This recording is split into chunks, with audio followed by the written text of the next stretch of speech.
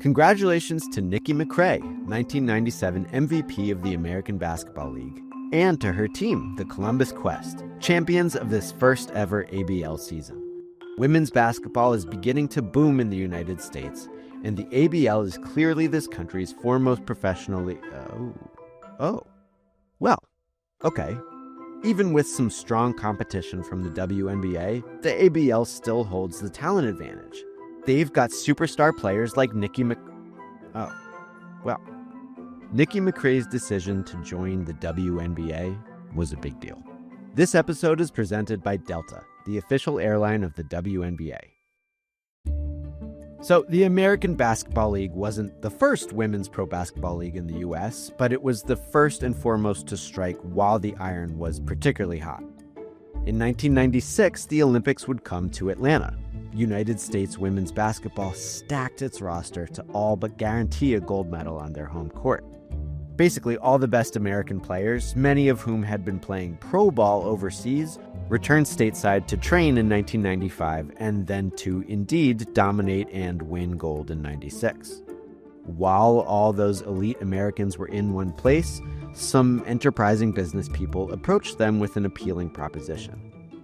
Stay here. Don't go back overseas. Join our new professional league in the U.S. The American Basketball League promised high salaries, excellent benefits, a pretty equitable business structure, and, some marketing choices that would later prove counterproductive, but it was an enticing deal. The ABL got verbal commitments from a majority of the U.S. team, and not a moment too soon. In April of 96, the National Basketball Association announced it would start its own women's basketball league the following year. ABL officials rushed to get formal signatures from all the Team USA players and, indeed, began its inaugural 96-97 season with a talent pool headlined by a majority of the American gold medalists. One of those stars was Nikki McCray, a streaky scorer and scrappy defender at guard. McCrae had played a terrific career for Pat Summitt at Tennessee before winning gold in Atlanta. The 24-year-old McCrae was allocated to the Columbus Quest, one of 8 founding ABL franchises, and not one expected to win big off the bat. But the Quest surprised everyone by dominating the regular season, then battling their way to the 1997 title. McCrae, a top 3 scorer in the league and its first ever MVP, was a huge reason why. Entering the spring of 97, Nikki was on top of the world. League MVP, champion, beloved by fans, an exciting and marketable player, and, like basically everyone in the league, a free agent. McCrae's salary that first year was around $150,000. The exact reported figure varies. Whatever the case, she requested a huge raise for year 2, and the ABL countered by offering a slightly less huge raise. It sounds like a straightforward negotiation, but it wasn't because of the WNBA. While everyone was negotiating, the WNBA began play. That alone highlights a key difference between the new leagues. The ABL ran its season in wintertime, during the men's basketball season in smaller venues and some smaller markets. The WNBA was a summer league from the beginning and began with all of its teams playing in the same arenas as their NBA affiliates. Also important, while the WNBA allowed players to participate in other leagues during its offseason, the ABL had an exclusivity clause in all its player contracts. That's a key difference, and perhaps a critical mistake by the ABL. But anyway, the leagues and their workforces did not overlap. Fans watched the ABL play its inaugural season in 96-97, then watched the WNBA play its inaugural 97 season with a wholly distinct group of players. And what did they see in that summer of 97? Well, they saw a lot of it. Thanks to its NBA backing, the WNBA had way more broadcast deals and way more televised action. They also had built-in access to marketing and corporate sponsors. They just had less talent. The WNBA employed a tier of undeniable superstars, for sure. But below that, the rosters got pretty thin. Fans, experts, and, by the way, TV executives noticed a significant drop-off in quality of play from the ABL to the WNBA in that first year. Relevant here is that WNBA salaries were a fraction of ABL salaries, and that's even before you account for the superior benefits in the ABL. Entering September of '97, the WNBA was the league feeling the heat while the ABL was working on catching up publicity-wise. Only a handful of incumbent ABL players remained unsigned for the next season. But one of them was the MVP of the whole league. Yeah, Nikki McCray's ABL exclusivity clause had expired on July 31st.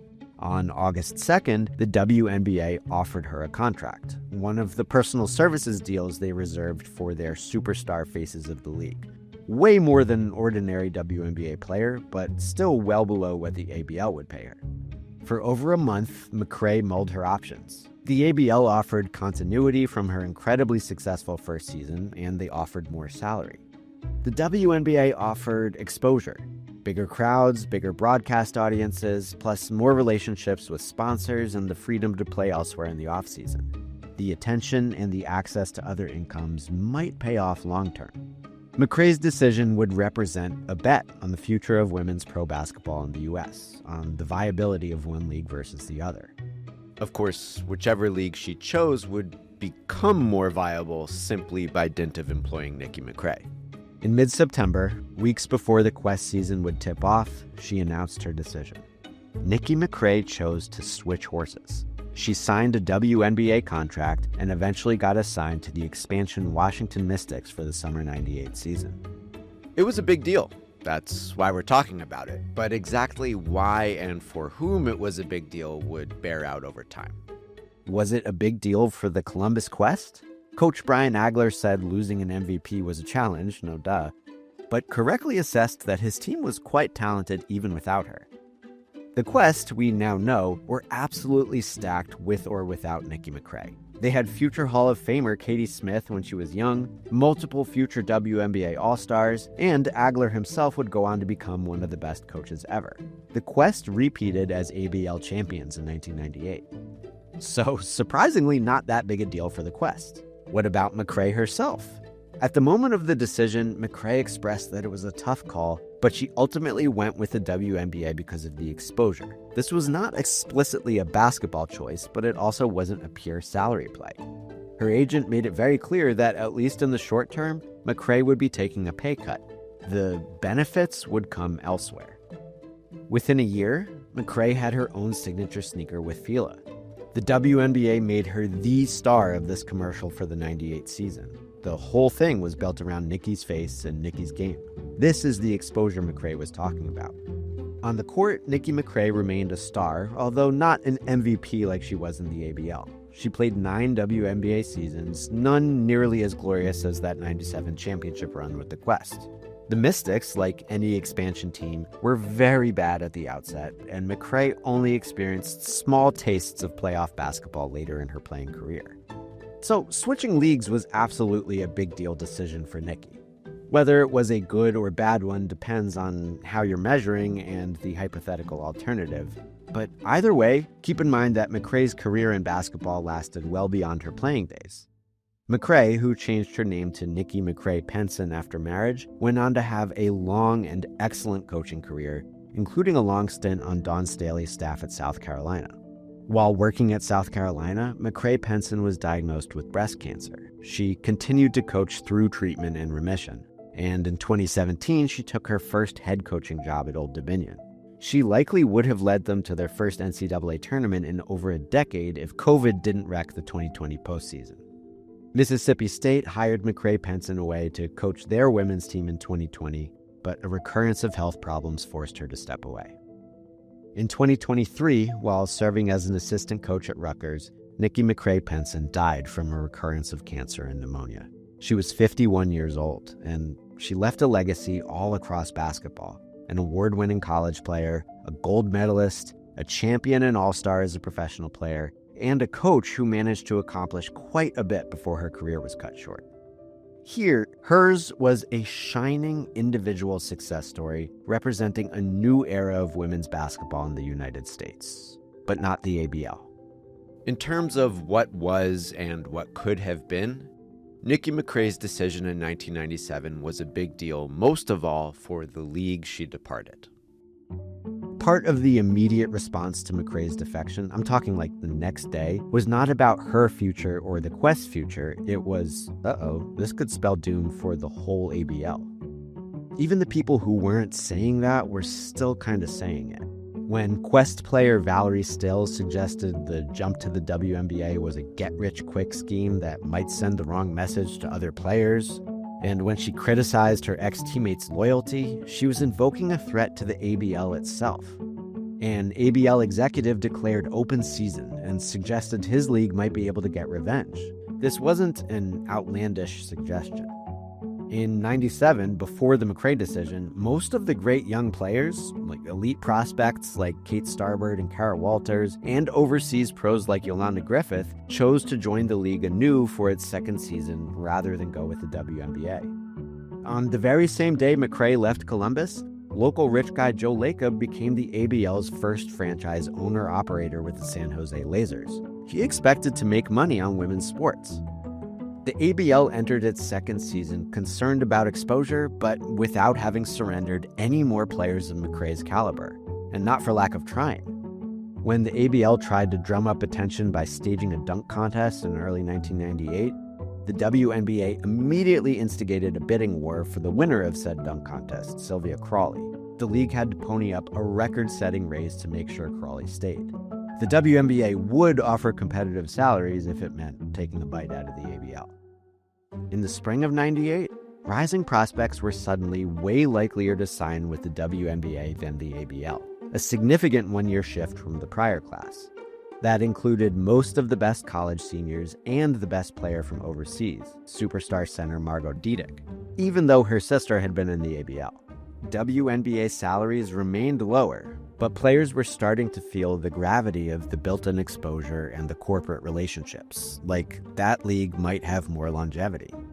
Players who had experienced both leagues appreciated the above. McCrae was the happiest she had ever been. Cindy Brown, the next most notable name to switch leagues, preferred the WNBA for the respect, the style, and the access she received. You can tell that stuff was meaningful because agents were actually beginning to steer their clients away from the higher salaries in the ABL. The exposure and the lack of exclusivity mattered. Then Dawn Staley left.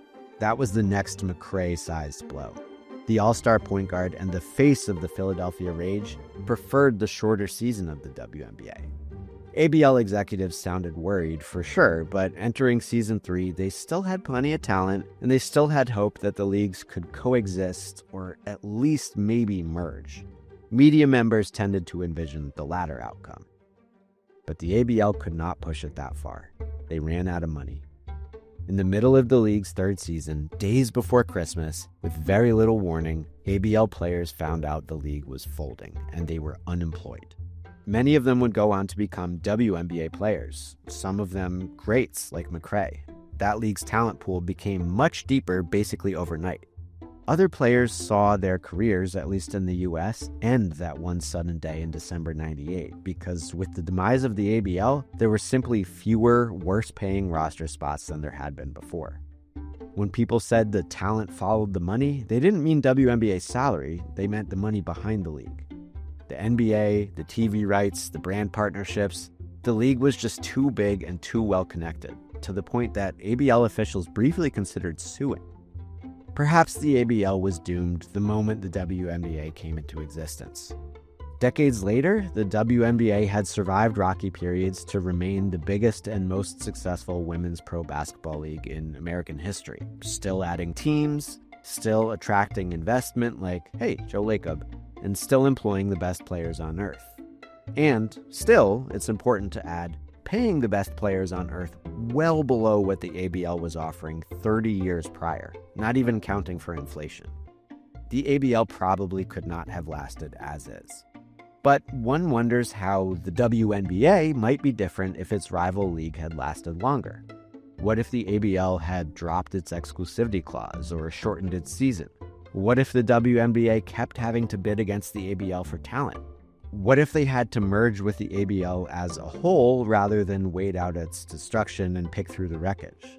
One player didn't cause the ABL's doom, but Nikki McCray's decision to defect, why she did it, when she did it, and how, at least helped shape or accelerate that doom. The logic behind McCrae's choice proved correct in many ways, and it became the popular logic before long. Nikki McCray's decision was the first domino to fall. It was a really big deal for women's basketball.